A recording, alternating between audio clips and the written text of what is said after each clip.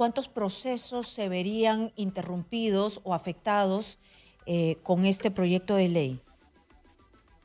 Aproximadamente, de acuerdo a la información que nos ha compartido la Fiscalía Superior Nacional Coordinadora de Extinción de Dominio, hay un total de 4.448 casos en trámite, tanto en etapa de indagación patrimonial, que es una etapa prejudicial, y en etapa judicial ya, con demanda en el Poder Judicial. Uno de los casos... Hay un proyecto de ley que está en agenda del Congreso de la República. Siempre los problemas están saliendo del Congreso de la República, ¿no? Y la Procuraduría ha dicho que este proyecto, mediante un comunicado, que este proyecto amenaza la lucha contra la corrupción. ¿Por qué? Porque atenta contra el sistema anticorrupción, sistema de extinción de dominio en peligro por inminente aprobación de ley del Congreso de la República. ¿Qué quiere decir? Esta ley de extinción de dominio es que cuando se puede recuperar los bienes que han sido mal habidos, ¿no? Entonces el Estado puede hacerse de estos bienes, pero ahora hay un proyecto de ley que estaría perturbando esta posibilidad. Nosotros vamos a entrar a una comunicación con la procuradora especializada en extinción de dominio, Liliana Mesa Quito, para que ella nos explique exactamente de qué se trata y cómo va a perturbar muchos procesos, por ejemplo, el de Toledo y el de Alan García. Bienvenida, señora Mesa, a Exitosa.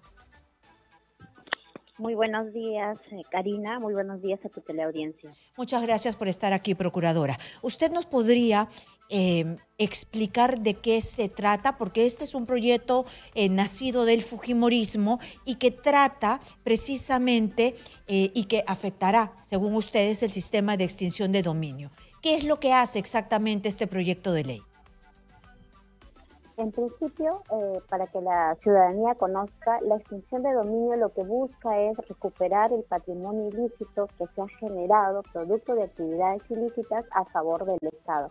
Recupera todos estos bienes y los traslada para el Estado.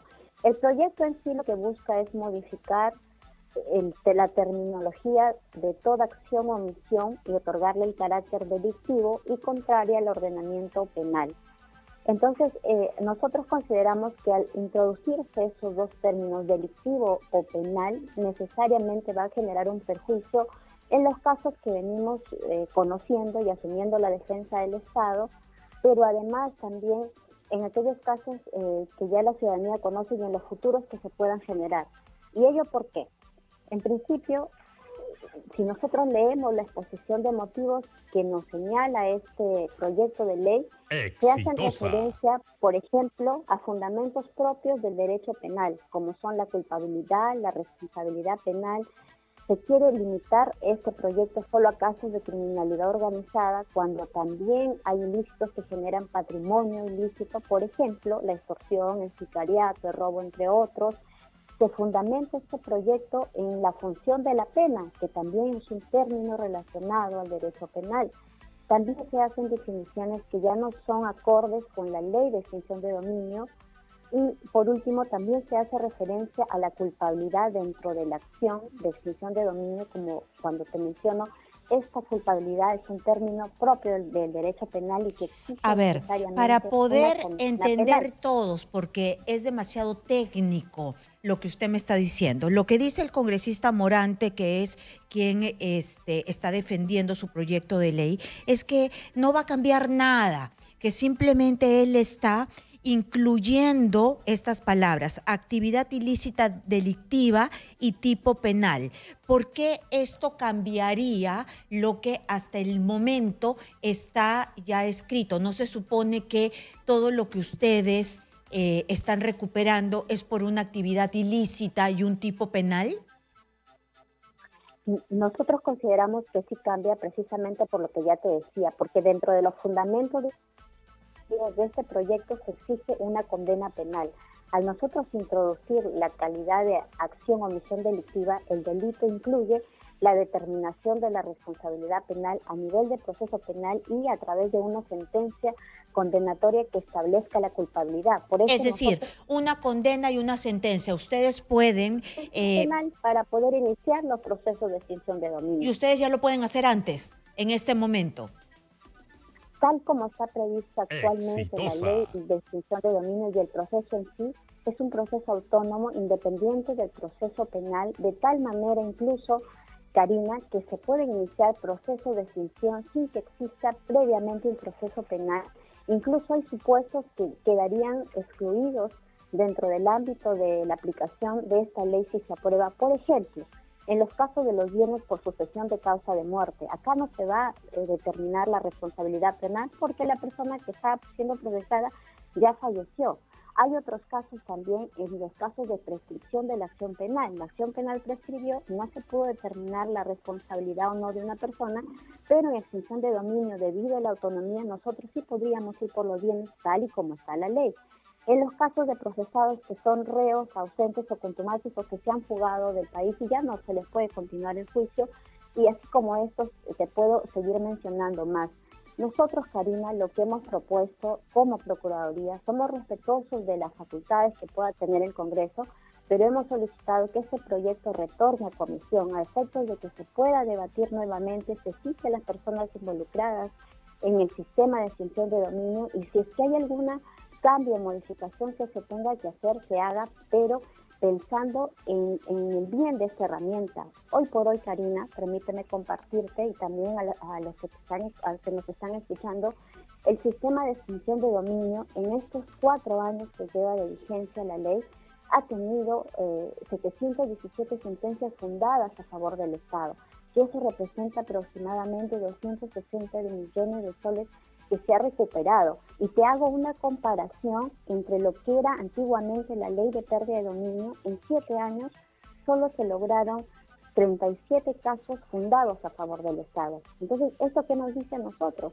Que la extinción de dominio, tal y como está diseñada, es una herramienta eficaz de lucha contra la delincuencia, la criminalidad organizada, contra la corrupción. ¿Y por qué? Porque ataca el punto central, y que es el bolsillo del delincuente. Los delincuentes delinquen porque quieren gozar de estos beneficios mal habidos y además también quieren seguir financiando sus actividades ilícitas. Claro, entonces lo que usted nos está diciendo es que no se tiene que tipificar el delito porque se puede morir, porque además puede fugar, y estos bienes se tienen que resguardar porque de repente nunca más los vemos. Así es, Karina, y como te decía, nosotros nos hemos opuesto a este proyecto de ley, pero estamos solicitando el retorno a la comisión. Claro. Nosotros consideramos que si hay algo que modificar, porque toda ley es perfectible, siempre hay algo que se pueda corregir, pero siempre las mejoras tienen que ser a favor del sistema. Nosotros, Karina, somos un referente a nivel internacional en extinción de dominio. A diferencia de las otras legislaciones, nosotros hemos traído la extinción de dominio de la legislación colombiana, pero tan es así que incluso en Colombia no se han obtenido los resultados que venimos obteniendo a nivel de Perú. Te comento que somos el primer país de Latinoamérica que ha logrado repatriar dinero de otro continente. Entonces, yo me pregunto, y nosotros señalamos como uno de nuestros fundamentos, si la herramienta de extinción de dominio como lucha contra la corrupción y la delincuencia y la criminalidad está siendo exitosa en el Perú. Si hay algo que mejorar, hagámoslo, pero a través de un debate con los especialistas y los integrantes del sistema. ¿Cuántos procesos se verían interrumpidos o afectados con este proyecto de ley? Aproximadamente, de acuerdo a la información que nos ha compartido la Fiscalía Superior Nacional Coordinadora de Extinción de Dominio, hay un total de 4.448 casos en trámite, tanto en etapa de indagación patrimonial, que es una etapa prejudicial, y en etapa judicial ya, con demanda en el Poder Judicial. Uno de los casos más clamorosos es el caso de Alejandro Toledo y Elian Carr. Por ejemplo, Elian Carr parece que nunca en su vida va a retornar al Perú porque está fugada y está en Israel, ¿no? Entonces, ¿esto se podría incautar las casas y los bienes que tiene compartido con su esposo? Mira, Karina, qué importante es la herramienta de extinción de dominio, que en extinción de dominio, como no se dirige contra las personas, sino contra los bienes, nosotros no necesitamos tener a la señora Elian Carr en el Perú para poder continuar con el proceso de extinción de dominio. Basta con que se garantice su derecho de defensa.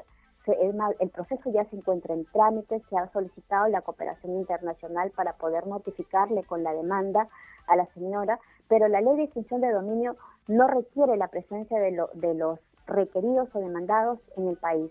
Sí se le garantiza su derecho de defensa, porque se le asigna un defensor público sin caso, no designa abogado particular, pero sí nosotros podemos obtener un resultado favorable en este proceso, porque la extinción de dominio está diseñada como una herramienta rápida y eficaz, y así se viene trabajando, y así es por ello que se vienen obteniendo los logros que te acabo de compartir. Entonces, estos bienes que fueron comprados con dinero mal habido, con el dinero de Coteva, las casas, las oficinas, y que de repente están a nombre de los dos, sí se van a poder recuperar en algún momento y no solamente estar incautados. Claro que sí. En el proceso de extinción de dominio, en ese caso en particular, lo que se ha pedido es que todos esos bienes se trasladen a la titularidad del Estado. Es decir, los 8 inmuebles que están siendo comprendidos en este proceso pasen a nombre del Estado, y también hay una suma dineraria que tenía en la cuenta de la señora Eva Fernandes. Y este proyecto de ley de Morante, del congresista Morante, afectaría, Jorge Morante es el autor de este proyecto de ley, ¿cómo afectaría? Para que la gente entienda, para que nuestros seguidores entiendan bien esta figura. Como te mencionaba, al señalar la exposición de motivos y básicamente hacer relación a figuras o instituciones del derecho penal, y al hacer referencia al tema de la culpabilidad, se va a requerir, o los abogados de los que están siendo requeridos en los procesos de extinción podrían decir que se tendría que acreditar a través de una sentencia o una condena penal. Si se publica la ley y se aplica, obviamente que ellos van a tener las herramientas para poder solicitar que se exija una sentencia condenatoria. Y porque está plasmado en la exposición de motivos. Si revisa la exposición de motivos, y yo invito a que revisen a los que también están cuestionando de que no se va a afectar, lo dice expresamente. Y se menciona el tema de culpabilidad, se menciona el tema de la responsabilidad penal, y entonces para nosotros eso sí es preocupante, porque obviamente vamos a tener que regresar a lo que te servía antes, ¿no? Antes la ley de pérdida de dominio no era autónoma como lo es ahora. Es más, teníamos que esperar que exista una condena penal para que recién podamos nosotros ir por los bienes en extinción, y los resultados son claros. ¿Qué te dice 37 sentencias en 7 años a 117 sentencias en 4 años? ¿Qué te dice ser un referente a nivel internacional? Así es. Y como te decía, si hay algo que modificar, Karina, nosotros todo no es perfectible. Claro, todo es perfectible. Así es. Muy bien, ha quedado claro, entonces está advertido. La Fiscalía y también la Procuradora especializada en extinción de dominio han advertido de manera casi conjunta que este proyecto de ley afecta a la lucha anticorrupción. Muchísimas gracias por estar aquí, a Liliana Mesa, explicándonos con ejemplos claros para que todos entendamos por qué este proyecto de ley es peligroso.